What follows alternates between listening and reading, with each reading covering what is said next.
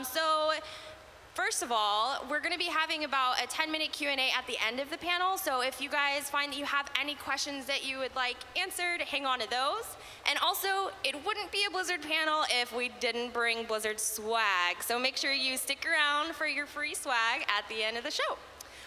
So let's start off with some introductions. Just a quick hello, who are you, and what is your main focus right now? So Jake, let's start with you. Hi, I'm Jake, or SolidJake as my handle is. I'm mostly an esports guy. I've worked in the esports scene for a long time, but namely I've been creating content for Blizzard games for 4 years now as a Twitch streamer and caster. Awesome. And Albert. Hi, I'm Albert Halorin Haley III. I am a caster and streamer for Heroes of the Storm. Been doing it for about a couple years now, and I have a lot of fun doing it. Awesome. And Selena. Hi, my name is Selenityy. I am also a streamer for Heroes of the Storm. I've been doing it about 3.5 years now. I mainly play ranked, and I have a lot of fun as well. And last but certainly not least, Garrett. I don't know if his mic's on either. So I'm just going to borrow this one. Perfect. And yeah, my name is Garrett. I've been making podcasts about Blizzard games since the StarCraft II Wings of Liberty beta, so I've been doing it for a while now, and I'm currently doing a Heroes of the Storm podcast called Into the Nexus. Cool. So with those quick introductions, obviously you guys are here to learn more about them. I'm also going to be telling a little bit about my personal story too. So we'll get to that in a bit. But I wanted to start out with Jake. Jake has actually he's been creating Blizzard content for so long, and so I just wanted to give him kind of the first crack at this. So here's a little bit more about Jake. I hope you can see it on your screens. There we go. This is Jake. So tell us more about where you started, Jake. What was the first thing that you ever did in terms of creating content for Blizzard or Heroes of the Storm, anything? My journey kind of started when I used to work for Major League Gaming, which is a company that produces broadcasts and tournaments for all different kinds of esports. And that could be Smash Brothers, where I began, which led me into StarCraft II, which is, in my opinion, one of the best games ever made. And for a long time, I was just kind of a referee, and I was that kid that didn't know what he wanted to do when he grew up, right? I knew I liked games. I never knew how to get a career. And long story short, I went to college to pursue production, so I could actually create broadcasts in the esports space because that seemed like a realistic goal. I worked hard. I got a job with Major League Gaming where I got to work with some of the most talented people in the world, like Day9, that I really looked up to. And that led to me going to BlizzCon, where all Blizzard games are joined together for one big event. And Heroes of the Storm was announced. This was back in 2013. And I just kind of said to myself, I said to my wife and my best friend, look, I'm just going to commit everything, and I'm going to leave my job, and I'm going to pursue content creation for this game. And What was her response? That seems like quite a big sacrifice. I was already in the space. I had already had like enough connections and enough friends in the industry to kind of have that jump start to take that risk of going into a new game like Heroes of the Storm. And yeah, it was scary, I guess, at first, but fun. Oh, so fun. Awesome. So I do have some fun facts about you right here. You are one of our commentators for Heroes of the Storm Esports, which is incredible. It's awesome. Can you tell us more about your journey in becoming a commentator for esports? You know, I love the question that I get a lot is just, how do you become a caster? And the simple answer is, do it. I just kind of found replays from matches played from high-level players online, and I would just sit down and upload stuff to YouTube. And you know, there was a lot of competition. There was tons of people trying to do it, and I just stuck to it. It didn't matter if I had 10 viewers or, you know, 5,000. And over time, I just kept creating the cast and kept creating the content. And before long, I got to cast BlizzCon Grand Finals with the legend Grubby back in 2014. Wow. As like the ultimate experience you can ever ask for. Yeah. Because it is the top stage, and it's surreal to think about it. That's awesome. Your next fun fact. You are the host of Town Hall Heroes. I think you're wearing a Town Hall Heroes shirt today. Can you tell me more about Town Hall Heroes? The other big influence on me was just podcasts in general, a place that feel like a central meeting place for the community to talk about the state of their game, much like State of the Game in StarCraft. So we set out to create a show like that as well, really just talking about high-level play and you know, the esports side of that game. Awesome. And your last fun fact, I heard you're the best Tyrande NA. If you ever played Heroes of the Storm, Tyranda's the best character. It's all you need to know. I mean, I might agree, but I think I might be better than you. I think we need to have like a 1v1 Tyrande competition one day. Oh, I will battle you. You down? Yeah. Awesome. Great. Let's go ahead and we found some old clips of when you first started creating content. Let's just dive into this and see. Let's see how far you've come as a content creator here.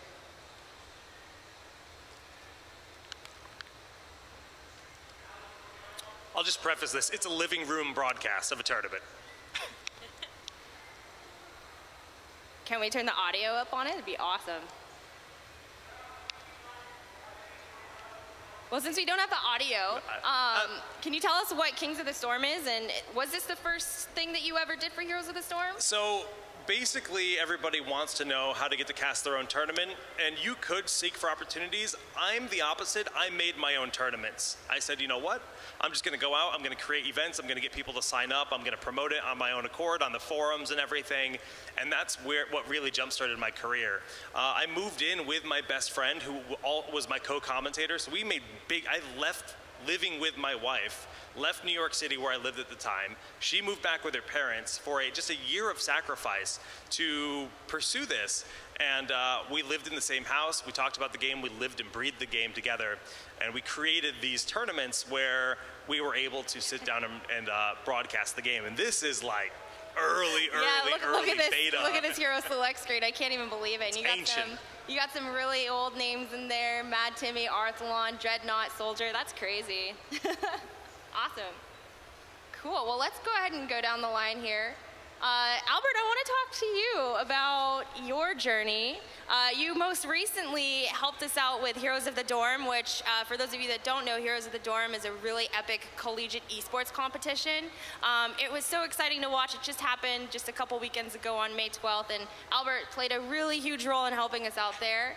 But I want to get to know more about your personal journey and what led you to that epic dorm casting desk. I think a large part of it is I wanted to try to find out more about who I was as a person. BlizzCon 2015 was really one of the first times I've ever watched an esports event. And it was just such a new concept to me. I was like, wow, like people play games at a pretty high level. And I remember the enthusiasm of a caster by the name of Babel. He had so much fun just talking about the game. And I was like, I would like to maybe try that at some point. So a couple months after that, a recreational league called Chair League started up. And I emailed the person, Super Joe, that had started, and I was like, hey, do you need another caster? I would like to do it. And he said, sure, like how much experience do you have? And I said, I have none, but I just think it'd be a lot of fun. So he gave me a game to cast, and I remember there were 6 people watching, and I was like, wow, like 6 other people on the planet are like watching me do this. But I went into casting. I made a promise to myself that I would just be myself, try to crack myself up and just have fun. Absolutely. I think I even had butterflies before coming up here, and I was like, I looked at him and I was like, help, what do I do? And he gave me that advice, just be yourself, so thank you. Just be ourselves for a little while. Yeah. And I got to do another game, and then another game, and then sooner or later someone was like, hey, do you want to cast this? And I said, sure.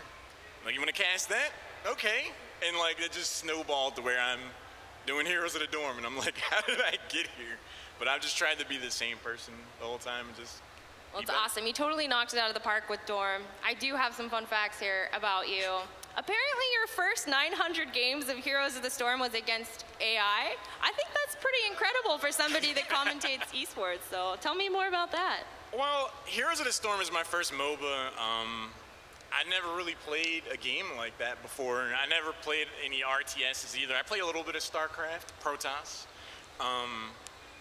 But I just wanted to try to learn more about the game. So me and some of my friends, we would just get together and play against AI. There wasn't any pressure. It was a casual, we're just hanging out with friends, talking about other stuff, but also learning the game. And after a while, I was like, I know how to press these buttons pretty well. Let me try to play against other people.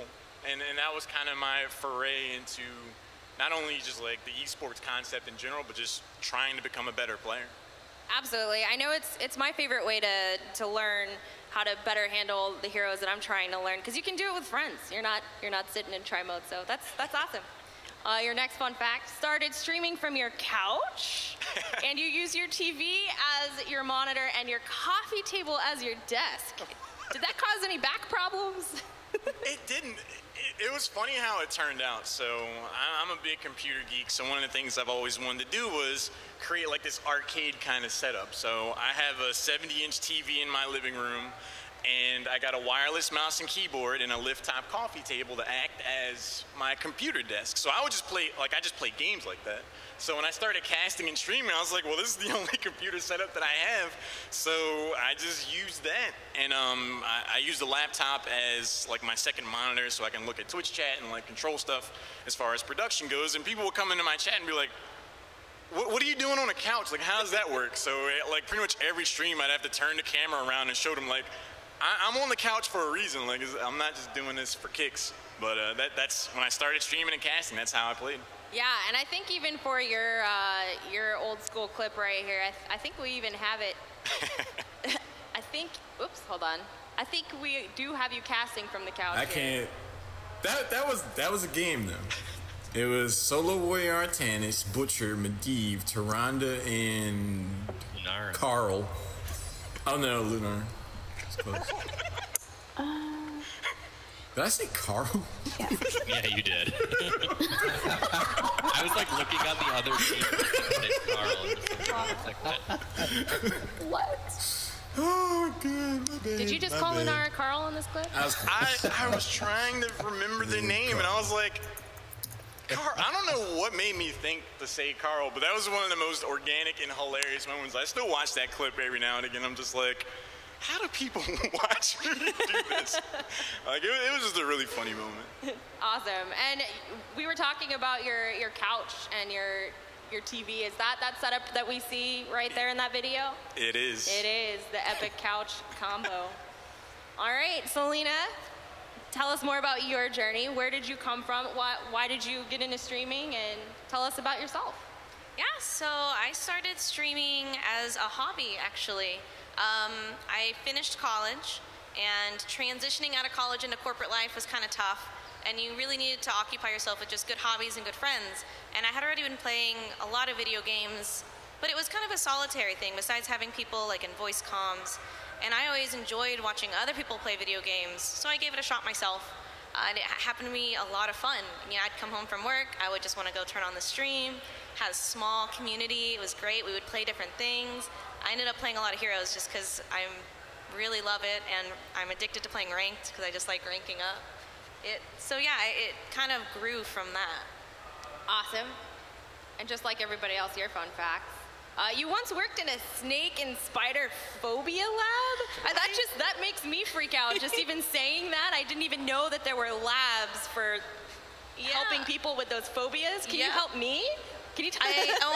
Kind of, but not legally. I don't have the license, but it was during college. I worked a summer doing exposure therapy with tarantulas and snakes, and it actually was really rewarding to kind of walk through, people and just seeing how they can grow. And also, I never realized that those two animals have personalities.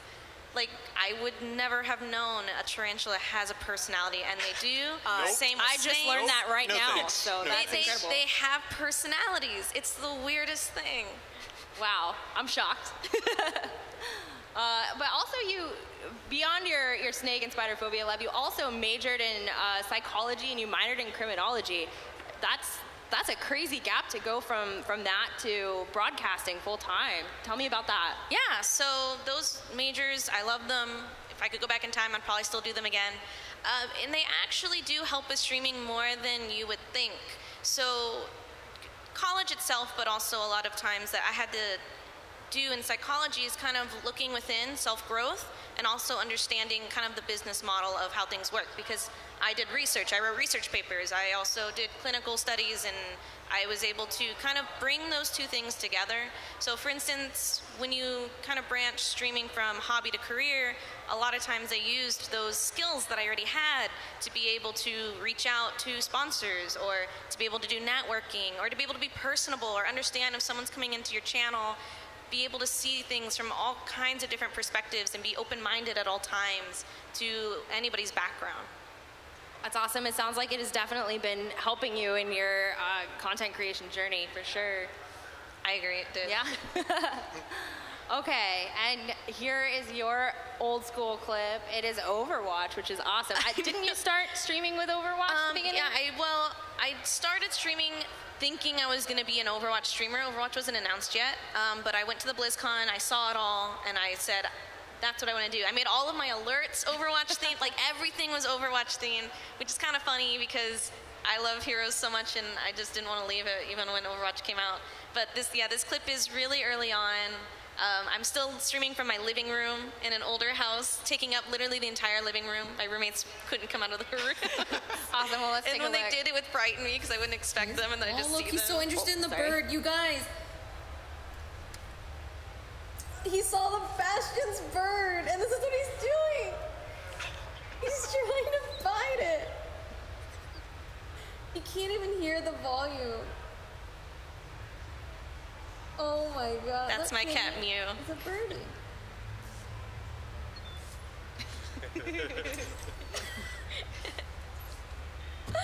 Oh my god, that's precious. Oh my god. Oh, cat Mew. He still hangs out in my stream. Yeah. Yeah. Awesome. Casual Zarya lighting you up. Okay, and Garrett.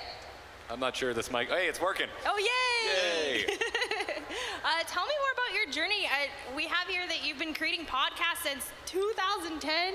Holy moly, what is that like? It was wasn't the best time to pop out of college and try and find work. So I had a lot of time on my hands, and Yeah. I got a beta key to Wings of Liberty, and then I got an invite a friend code. And sadly, he's not here with us today, but my good friend Kyle Ferguson, who I do Into the Nexus with at the time, he and I were playing World of Warcraft together, talking on Skype fairly regularly, and I was like, oh, dude, guess what I just got? I just got an extra key to Wings of Liberty, and he's like, oh, give me. And I'm like, you can have it, but you have to do a podcast with me. Because we'd both been talking about maybe starting something up, and we were playing WoW, and there's just too many WoW shows. It was too crowded of a marketplace, and we'd always talked that if we were going to get started, we wanted to fulfill a niche that wasn't really already being fulfilled. Yeah, that's smart to do.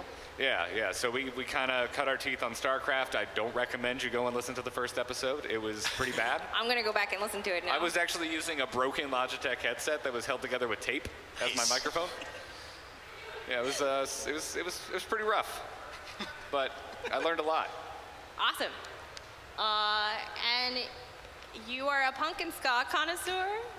Oh yeah, my musical tastes have not evolved since I was 13 years old. Who's your favorite band? Green Day. Green Day. Yeah. Who's your second favorite band? The Lawrence Arms. Wow. That's awesome. When was the last time you went to a punk or ska show? Actually, I live from Florida, so not too far of a trip for me to come up here to Atlanta. I saw Green Day 2 days before Hurricane Irma hit. Oh, wow. Yeah. Wow. It was a great show, and I thought it might be the last show I saw, so I really enjoyed it. And you believe that Arthas did nothing wrong? That's Yeah. a pretty bold statement. Hey, do you want all of Azeroth to be the Scourge? Because that's what happens if you don't call Strath home. Yeah, that's true. And you got to play support for Dunk Train once. And for those of you out there that don't know, Dunk Train he used to be one of our professional Heroes of the Storm esports players, who's now a very successful analyst for our esports scene. You got to play support for him? That's tough, because he means support. Yeah, and there's a reason it was only once. I missed my Divine Shield, and he was not happy about it. Wow, he was just like, you're done. Yeah, it was the summit when we all got to try Genji for the first time. So Dunk was like, I ain't supporting, I'm playing Genji. And I was trying to land Divine Shields on this little flitting ninja, and it didn't work too well. I'm sure your gameplay has improved by now, though, right? Yeah. Yeah. Sure. Dunk won't give me another try, though. Cool. So we have this really awesome clip. I actually got to watch this last night, and I busted up laughing.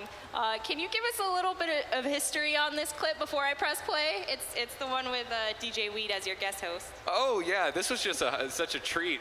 From back in the day when we were still doing a StarCraft podcast. We started getting guests on, and we were getting pro players here and there. But I was such a fan of DJ Wheat that.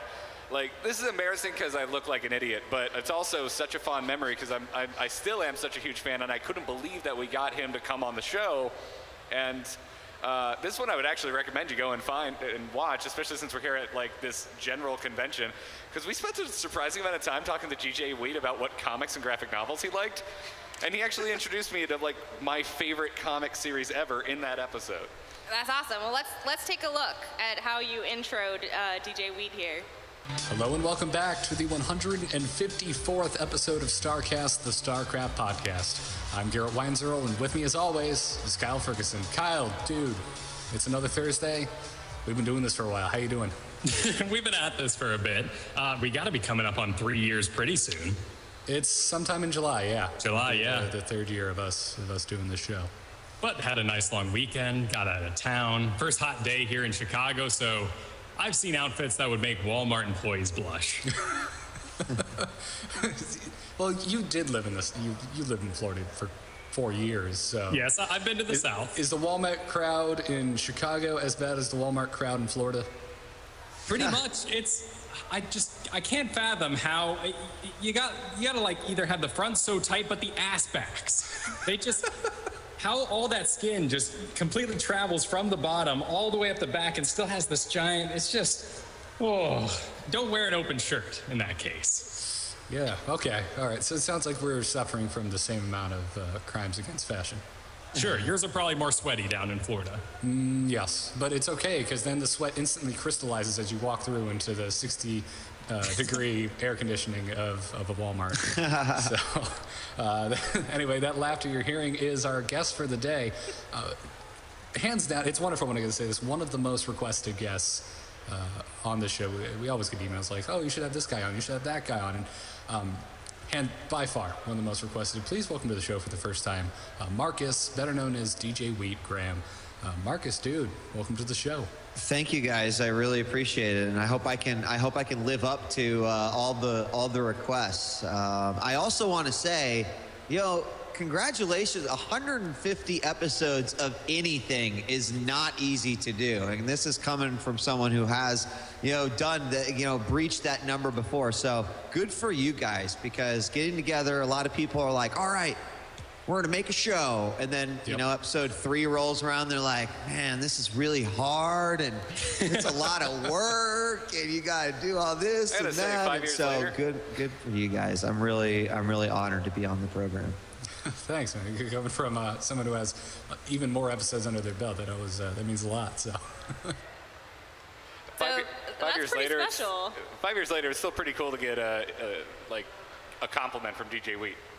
Oh yeah, absolutely. It just took you about 2.5 minutes to intro him as your yeah, guest. Kyle and I are big fans of morning shows. So yeah, I mean, it's primarily, especially back then, if you go look this up, I think it has 20 views on YouTube. It was primarily an audio only show.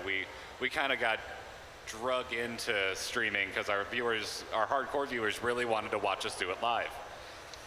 Yeah, got it.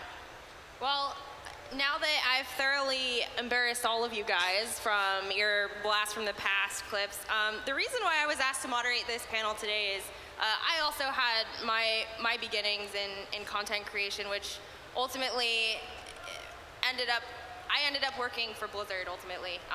So like I said, my name is Bethany Hulse. I am a community manager of relationships at Blizzard for Heroes of the Storm, and I work with these guys, and not only these guys, but all of our awesome community content creators. And I haven't always worked for Blizzard. In fact, I've only worked for Blizzard for a little under 2 years. But my journey to get to Blizzard actually started by being a content creator. And I started streaming back in, I think, like 2012. Here are my facts. I did stream for about 4 years, and I've been dormant for 2 years. Maybe streams return soon, TM. But yeah, it really truly was streaming that led me to my now full-time career, which is pretty incredible, right?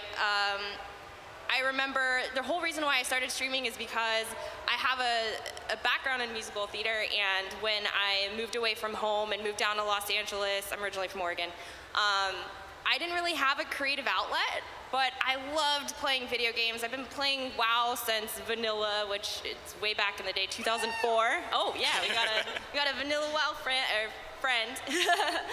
Yeah, and I wanted to learn how to be a better player. At the time I was a Holy Paladin, and Twitch was just kind of starting out and doing its own thing, and there was this one streamer named Zillia. Shout out if you're watching, Zillia, you're the best. And I wanted to learn how to be a better Holy Paladin, so I tuned into his streams, and I realized, hang on a second, like, I could do this too. I could be a Twitch broadcaster, and I can, maybe this could be my creative outlet, and I can get my stage back, right? So that's where I started, and I kept streaming, and then one fateful day, I got super lucky and got the Heroes of the Storm technical alpha invitation in my inbox. It was actually the day after the D3 expansion released, and the rest is history. I had never played a MOBA before in my life, but as soon as I hit that ready button, I fell in love with the game. There's no other game where you can play all these epic Blizzard characters with their lore that's so rich. The fact that I could play as Kerrigan in a video game, that's pretty much what sold me right there. And one thing led to another, and now here I am at Blizzard. So it's really crazy where content creation can lead you in your personal journey and in your career. I'm going to interview you. How did you end up at Blizzard? Like, from content creation from point A to point B, where did the networking happen that led you to that job? Absolutely. So I was streaming Heroes of the Storm, and I was working at Disneyland, actually, at the time. And back then, streaming wasn't really a mainstream thing to do, and I kind of kept both of my lives away from each other. I didn't tell my coworkers that I was broadcasting from my bedroom playing video games. You know, at the time it was kind of a weird concept for most people to grasp. And I was working full-time in the parks at Disneyland, and coming home late at night and streaming, starting at midnight, going until 8 o'clock in the morning. I was nocturnal. It was nuts. But then one day, a Blizzard employee actually dropped into my stream, and I didn't know he was a Blizzard employee, but I was just like, hi, how's it going? You know, we started interacting, and then he's like, hey, can I play with you? I suck, and I want to get better. And I was like, sure, let's party up. And Sean, if you're watching, that's you, and you know it. And a friendship was born right then and there, and I had no clue he worked at Blizzard. And through the years, he's been a really great mentor for me. I was going to talk about that a little later, but my #1 piece of advice is build your friendships, build your connections, build your relationships, and find a great mentor, because you never know. And our friendship continued, and a spot opened up at Maker Studios, which used to be basically the Disney sub-network for YouTubers. And I applied. He recommended me. I applied. I kicked ass in my interview, and I landed that job, which was supremely helpful for my resume and getting into Blizzard. So it's kind of one thing led to another, but definitely an exciting journey.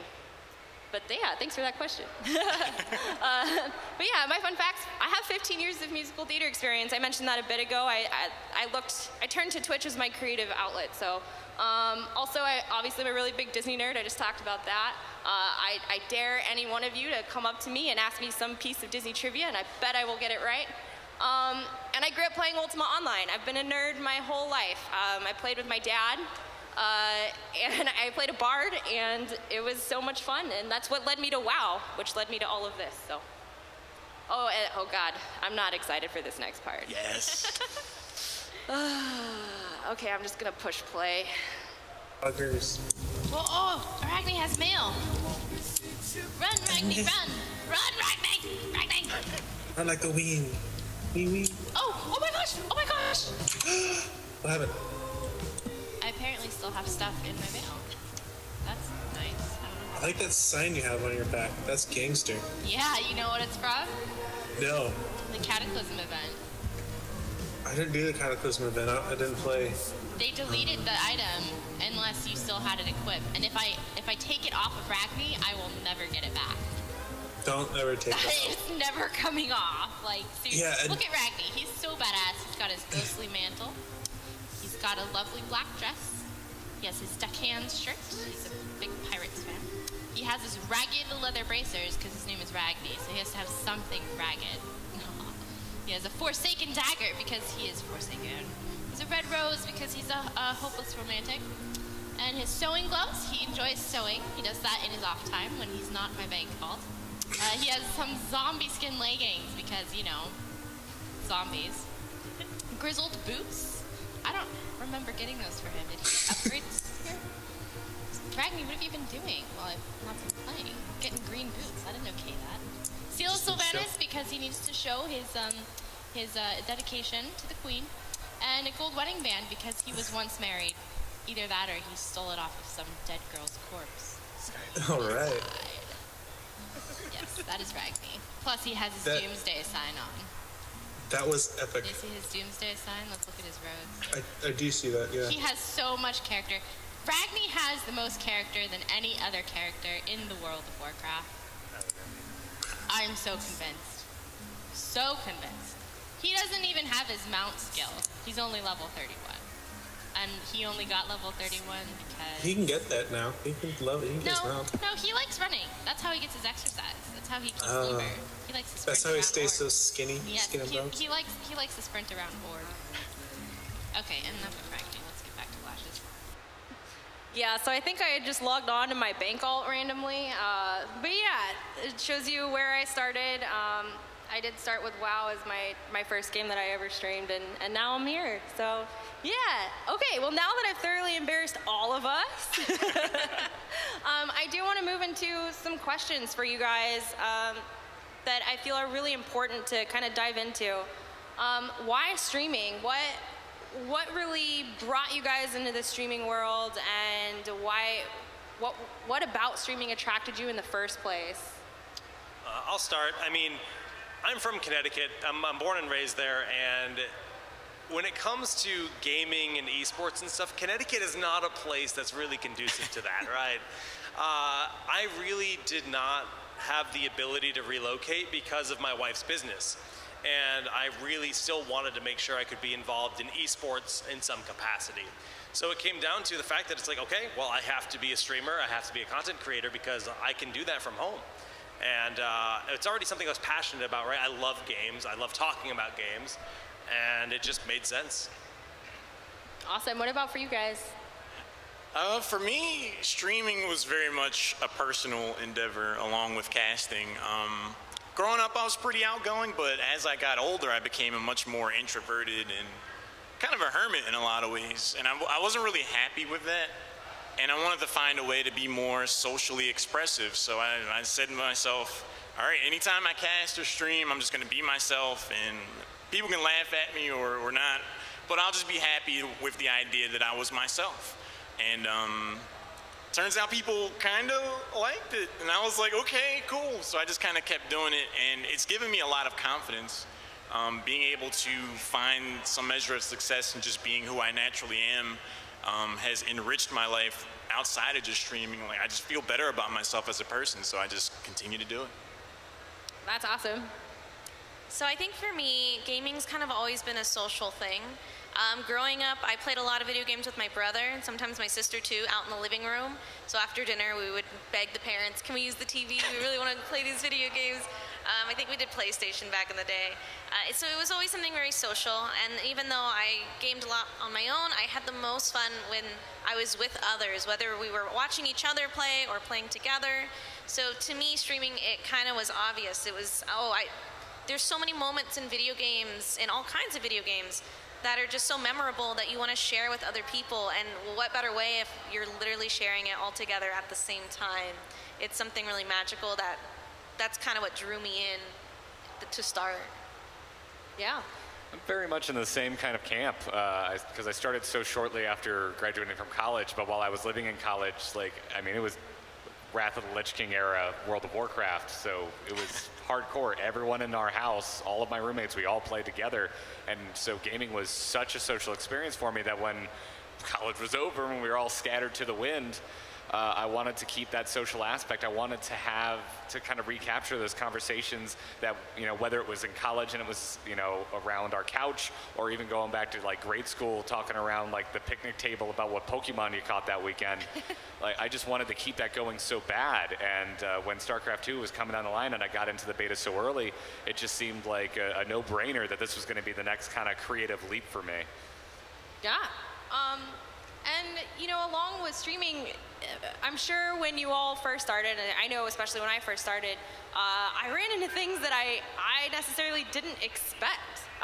One of those really positive things is, for me at least, the lifelong friendships that you can form. I've met some of you guys that I see right there, just from streaming, and that's incredible. Was there anything that you guys experienced in your streaming journey that you did not expect? Good or bad?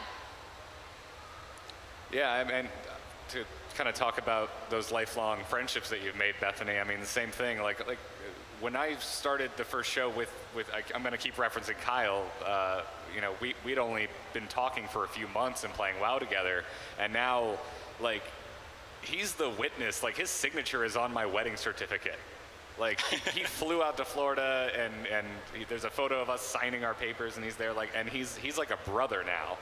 And it really grew, and that's happened time and time again with likely candidates like Kyle, because I've done shows with him, but with unlikely. I've been very lucky to meet people that I respect and kind of grew up listening to in the earlier days of podcasting. We're talking before Twitch. And I've had an opportunity to work with them, to work alongside them, to learn alongside them, and to even make friends with some of them. And I didn't see that coming.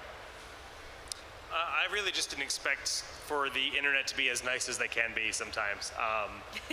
Some people have just been so incredibly supportive of my content, just mentally, and obviously some of the stuff I've done are prize pools and tournaments, and people are generous and lifelong friends, like you said, but also just I feel like I've learned so much more about different cultures and different people, and I feel almost more just cultured generally by streaming and interacting with people from across the globe. Yeah. For me, the most surprising thing, I've made some amazing friendships, hanging out with people, it's been very surprising, but I think the thing that has blown me away the most is the empathy that I've experienced. I'm pretty open about my journey of growing as a person in streaming and casting, and it's just always so surprising and heartwarming when someone's like, I can relate to that. I think that was a really cool moment, and it always just surprised me, wow, I'm not alone in feeling that way. So just being able to share that kind of experience with people has been really inspiring for me. I think for me it's something sort of similar. Yeah, I never really expected that a community, first off, that I would have grown to be all coming together in the same place, seeing each other every day. But not only that is, if someone's having a bad time, if someone's having a rough day, whether it be in a video game world or in their real world, the compassion that others show, and that we're all like-minded, and it kind of brings you out of, you're just doing this for fun, and then something real happens in someone's life, and they find that this community is a safe place. So they talk about it and work through whatever they need to work through, and we do it together with just compassion and open-mindedness, and that's not something you see too much in the real world unless you have really close friends, but having those close friends be friends all over the world on the internet, that kind of is crazy to think about, but it's real. It totally is. So we talk about the good. We kind of have to talk about the bad too. You know, unfortunately, we do experience toxicity as gamers and as content creators and streamers out there. I just want to know, how do you guys deal with toxicity, and how do you combat that? Embrace the hatred. Just absorb it. Just absorb it. Absorb it, all right. Okay. I'm going to add a little to embracing it. Yes, you need to also be able to handle criticism. You also, with what I said with psychology, is kind of read past what they're saying. Where are they coming from? Why are they saying it? What are they trying to say? What are they really trying to get across? Are they just grabbing attention? Are they trying to look for like-minded individuals themselves? And part of that's having a community that also has your back.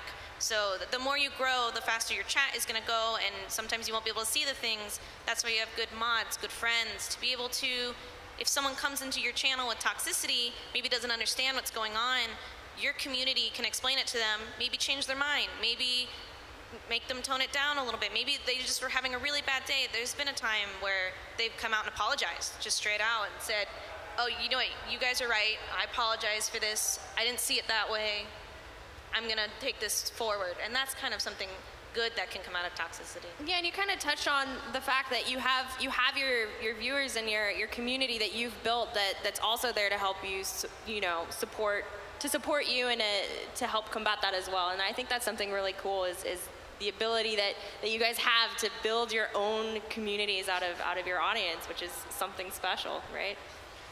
Yeah. Yeah, and it was also, like, I remember when we first started getting kind of our first negative feedback, and I almost saw it as a good thing, because I felt like up until that point, it almost felt like no one was listening. Like obviously we got positive feedback before then, but I don't know, to me it felt like if someone wasn't mad at what I was doing, I was probably not doing it well enough, or I wasn't making enough of a stand, or I wasn't passionate enough about what I was talking about. Cool. So I think I'm going to move on here. One of the questions that I get a lot is, when can streaming or content creation become a career? I know a lot of us started out with full-time day jobs, if not multiple jobs, on top of streaming and content creation. I know, Albert, you're still working a day job right now while you're balancing all of your esports duties. What do you guys think is the right time to say, you know what, I'm going to go full-time and pursue this? How do you know that when the magic moment happens? I think my best advice is don't assume that you can go full-time. Don't leave your job when you're not financially secure. Your bills, your rent, put a roof over your head, make sure you are secure. If you can manage that, then you can kind of branch out to streaming. You can also look at your stats from your own Twitch. If you think that you see growth, have a game plan for yourself for the future. Don't just jump in thinking it's going to be something that is just no evidence to back it up. You have to work really hard, and don't jump in too fast. Like, I can't stress that enough. Make sure you are okay and ready, because it's, there's mountains and valleys with Twitch. That's kind of how it is when you work for yourself in any career. Yeah, it's pretty solid advice. It would be, I look at it as the 3-month rule. Like, I would want to save up enough money to be able to live without any income for 3 months. And if I was able to make what I make in my current job now for 3 months in a row, then I would feel comfortable going full time. Because like you said, the security aspect of it is important. Like, as much as we love games, I love having a house. Like, I love having food. Food is things. cool. Yeah, food's great. pretty neat. It's pretty neat. Pretty so important. if I could hit those metrics, then I would want to make the jump to full time. Yeah, I balanced quite a few things for many years, and we didn't even make a cent for probably the first 3 years.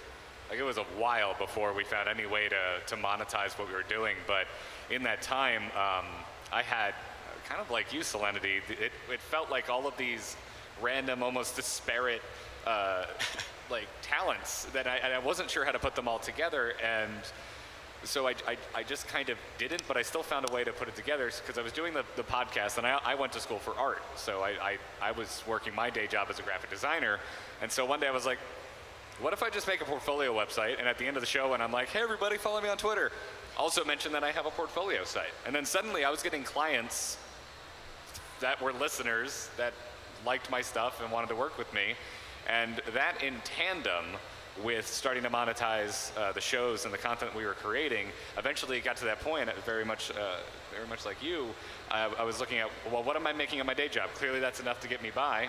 Once I get to that point, I can pull the trigger, and eventually I did hit that point. That's awesome, man. I think my experience where it was kind of sporadic, me jumping into streaming, already being so close to the space and knowing so many people was a little different. But what I can say is, don't approach streaming as a job. Approach it as a hobby that could become a job. Because even, you know, I've learned this from doing content creation for 4 years. The moment you start looking at it as your job, it starts to feel like work. And it can feel like work. I mean, yes, we're playing a game, but we're on camera, we're entertaining, we're entertainers at the end of the day.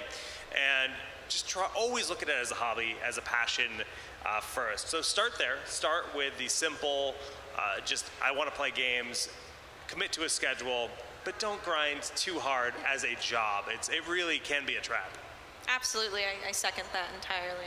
So you mentioned this whole grind. My next question is actually kind of relating to this, but a work-life balance, right? For most of you, content creation, it is your job. Yes, it's your passion first. It's a great way to look at it, but how do you maintain a healthy work-life balance? Do you have any organizational tips that you can give to anybody that's out there that's also going through the same thing of juggling so many responsibilities at once? I mean, just generally, set a schedule. Commit to it. Setting a schedule is healthiest for your viewers because they know when to watch you.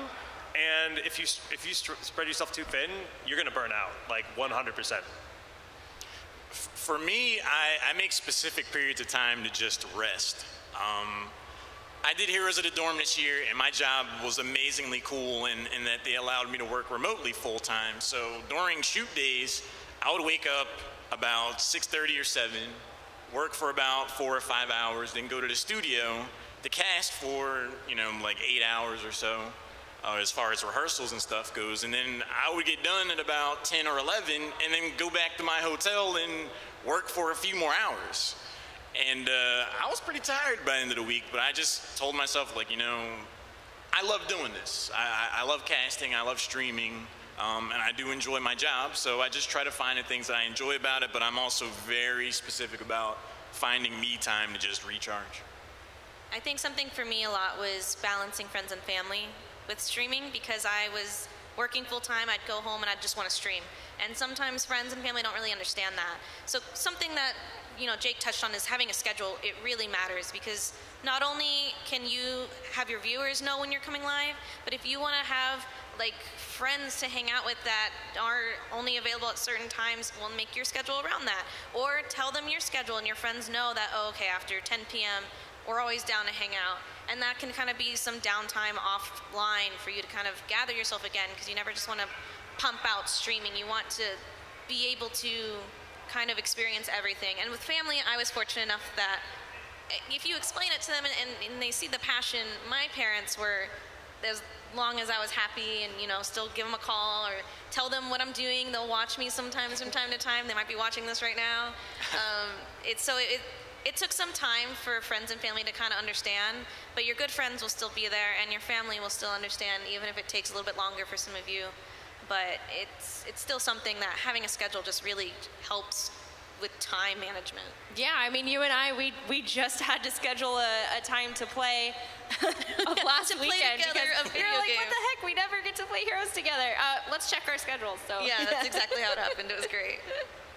World of Warcraft rating will teach you how to do that, by the way. Oh, yeah. Gotta schedule it. So we mentioned our parents. Were your parents very receptive to your guys' decision to start content creation? I know when I was younger and in high school, I was doing nothing but playing World of Warcraft, and it definitely got in the way of my attendance, and it made my mom really mad. And she would always yell at me, "Stop playing that game." And actually, when I got my job at Blizzard, she was adorable, and she uses Twitter, and She tweeted out a public apology for yelling at me all those years while I was playing video games, because she finally realized that this is a career and this is, you know, definitely an awesome line of work to be in. How were your parents receptive to the fact that you're doing stuff with video games for a living? Mine were pretty rad about it. I mean, I feel like I already trained them when I made a decision I wanted to go to college for art, and they were like, "Oh boy, all right, have a backup plan." Like, but that was very, like, always the thing with my parents is like, do whatever you want to do, just make sure you have plan B, whatever it is, so you can fall back on it. So, I mean, I think they saw that I was getting this going as a hobby while holding down a 9-to-5, and they were just like, yeah, you can clearly balance it, so keep going. And man, last year when I got to go out to BlizzCon and do a panel that was broadcasted out, like, my mom was so proud. She was so ecstatic, and I was like a little kid again. I was like, hey, my parents are proud of me.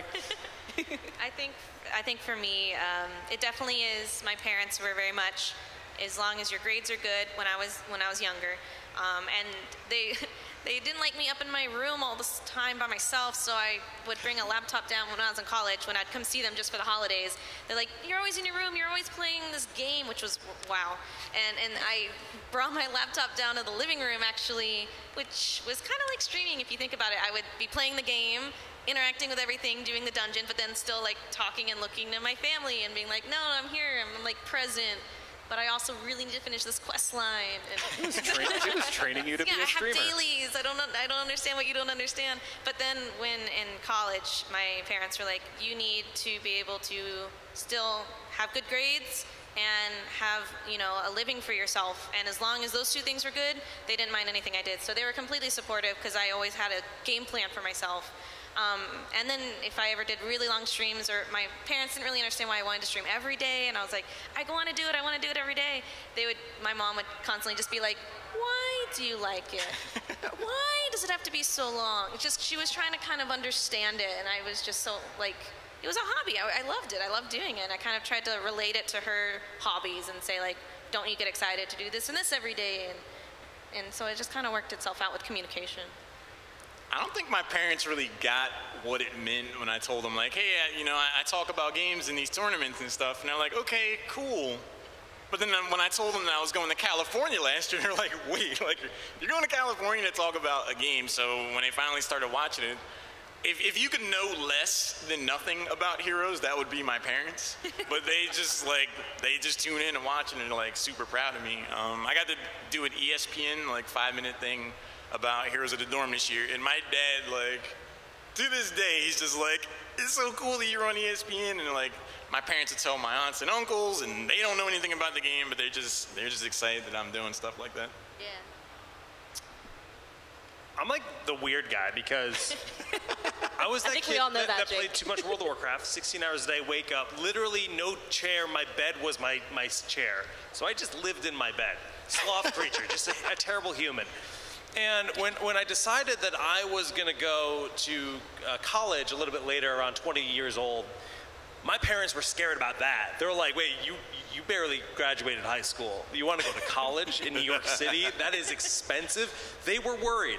I kicked ass in college, pardon my words, but and it was a great experience. But when it came to gaming, that was my life. That is what I did my whole life. And when I transitioned to becoming a content creator, they were just like, makes sense. That's you. So. Yeah, that's really awesome. You know, huge shout out to all the supportive family members and parents out there and all of our crazy dream aspirations. I know eventually when I started streaming, my mom, or Mama Lashes, she was in there every stream she was watching. She didn't know what I was doing, but she was there to hang out. So shout out to you guys, and also shout out to the parents and family members that are trying to learn what it is exactly that we're doing. We appreciate you all. We just have a couple more questions here. I do want to hit on esports though, and big stages. How do you guys do that? How do you handle the nerves? I know me personally, I had butterflies in my tummy coming up here today. What are things that you guys do to handle that? You just remember that you're talking about video games. Oh, that's true. Like, what else can I ask for? I mean, it was scary at first. You know, BlizzCon stage is, I don't know how many people are on that stage, 4,000 to 5,000. A lot. A lot of people and 100,000 people online. So at the end of the day, you love what you're doing. You don't think about it. You just go. For me, the Heroic 4 for Dorm this year was my first live event, and it didn't really hit me the enormity of what was happening until the day before when we're doing rehearsals, and everyone takes a break, but people are still putting the stage together, and I'm just like standing there watching that, like, oh, okay. Like, there's a lot of effort going into this, and I really just wanted to respect the effort that everyone else behind the scenes and the players have put in to the production, and I just wanted to make sure I held up my end of the bargain. So I just kind of used that initial intimidation as something to inspire me to try to be the best I could be. Awesome. Garrett, I know at BlizzCon, you were up on a big stage this last BlizzCon. What was that like? I was, and they made me sit right next to Day 9, who I'm a total fanboy about. Whoa. Yeah. I was actually more nervous just about screwing up in front of Day 9. So, yeah, no, by the time I got out there, because it was such a new experience for me, yeah, I was pretty much ready to go, because I dressed a little nicer than I would normally do it, so it kind of felt like I was in costume and ready to perform.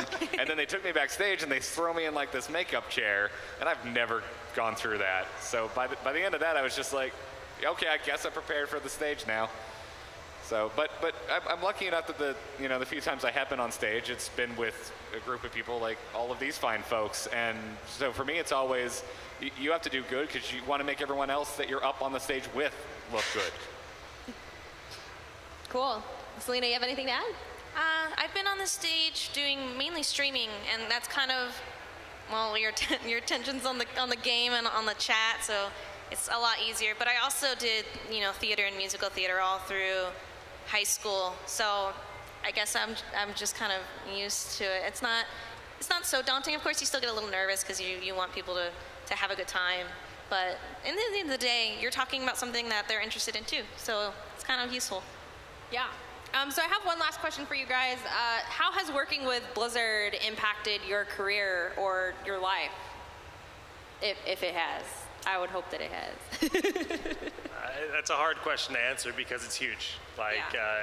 Blizzard as a whole is a huge umbrella, right? There's so many different games, but everyone feels like a family. I go to these lands in Europe, and I meet Hearthstone players that are from Sweden or wherever, and it's like we've been friends for 10 years, it feels like, just because we have that Blizzard umbrella to relate to. So, yeah, I don't know. That's a tough one. It's huge. I mean, there's knock over the bottle. Working with Blizzard and getting involved in Heroes of the Storm has changed my life, like literally. Like I said, I got into it for personal reasons, and just the camaraderie that I've had with folks in the Heroes of the Storm community has just given me a lot of confidence and just made it feel okay for me to be myself. So I'll never be able to put a value on that. So it's been life-changing. I think for me, it's also been pretty life-changing. It's gotten me to travel.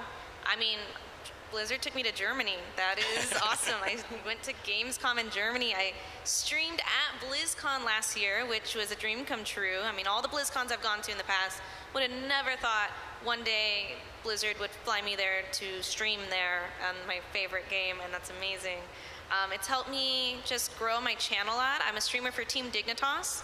That's been for about a year now, and I think a big part of that was me working with Blizzard. I've also worked with other companies too, including like Killer Networking and Alienware, and all of those kind of derived, they all came from each other, because it's a really growth of just you streaming by yourself and then streaming for companies, or like companies that are interested in your content or just your personality. That's something that you can just take for the rest of my life. I'll always have those skills. Yeah, I mean, I worked so many different day jobs, some of which I was just happy to have, because I remember coming out of college and it being hard to find work, but a lot of them were very draining in like life fulfillment department. And like I went to school for art. I want to create. I don't necessarily have to be painting or drawing, but I just want to be creating something. And creating content for Blizzard and the success that I have found within the Blizzard family, I mean, it has allowed me to become my own boss and to, kind of chase my own passion. And yeah, like everyone else on this at this table, I don't know how you can really quantify that. Yeah, it's tough. I mean, I agree with you guys. You know, Blizzard has changed my life as well, obviously. So I just want to say thank you all so much for coming out and joining us for this panel today. I do just want to make sure you have a way to get in contact with us. If we could put up the slide right now, that'd be great. We're all big Twitter users, so that's how you can get a hold of us. And if you guys just want to do one last quick round of shout outs and where we can find you. SolidJake GG everywhere. Shout outs to esports. Yeah. You can find me on Twitter at _Halorin. I'm on Twitch at twitch.tv/Halorin. Yeah, I play games and stuff, so. You can find me at twitch.tv/Selenityy with 2 Y's, same with my Twitter handle. And I guess shout out to my team Dignitas fam and my Cell fam.